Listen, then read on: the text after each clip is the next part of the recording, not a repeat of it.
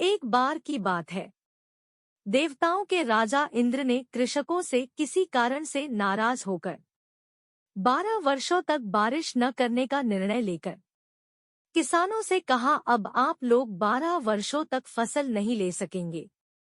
सारे कृषकों ने चिंतातुर होकर एक साथ इंद्रदेव से वर्षा करवाने प्रार्थना की।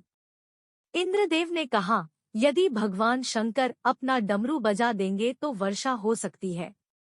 इंद्र ने किसानों को ये उपाय तो बताया, लेकिन साथ में गुप्तवार्ता कर भगवान शिव से ये आग्रह कर दिया कि आप किसानों से सहमत न होना। प्रभु भी बड़े कौतिकी है।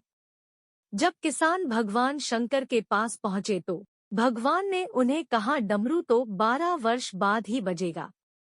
किसानों ने निराश होकर 12 वर्षों तक खेती न करने का निर्णय लिया। उनमें से एक किसान था जिसने खेत में अपना काम करना नहीं छोड़ा।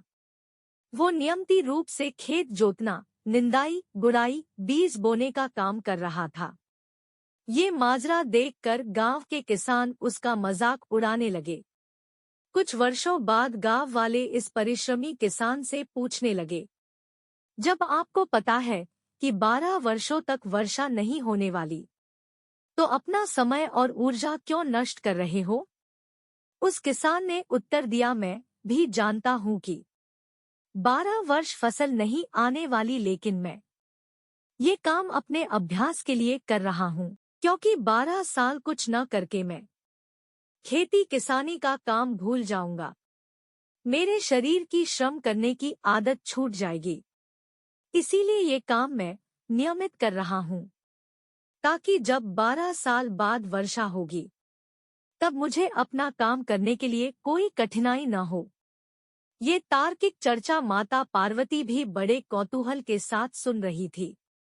किसान के स्वभाव से प्रभावित होकर माता पार्वती भगवान शिव से किसान की सहायता के उद्देश्य से सहज विनोद भाव में बोली, प्रभु, आप भी अगर 12 वर्षों के बाद डमरू बजाना भूल गए तो? माता पार्वती की बात सुनकर भोले बाबा माता पार्वती के मन को समझकर अपना डमरू बज रहा है या नहीं, ऐसा दर्शाते हुए डमरू को उठाया और बजाने का प्रयत्न करने लगे। जैसे ही डमरू बजा, बारिश शुरू हो गई। जो किसान अपने खेत में नियमित रूप से कर्म कर रहा था, उसके खेत में भरपूर फसल हुई। बाकी के किसान पश्चाताप के अलावा कुछ न कर सके।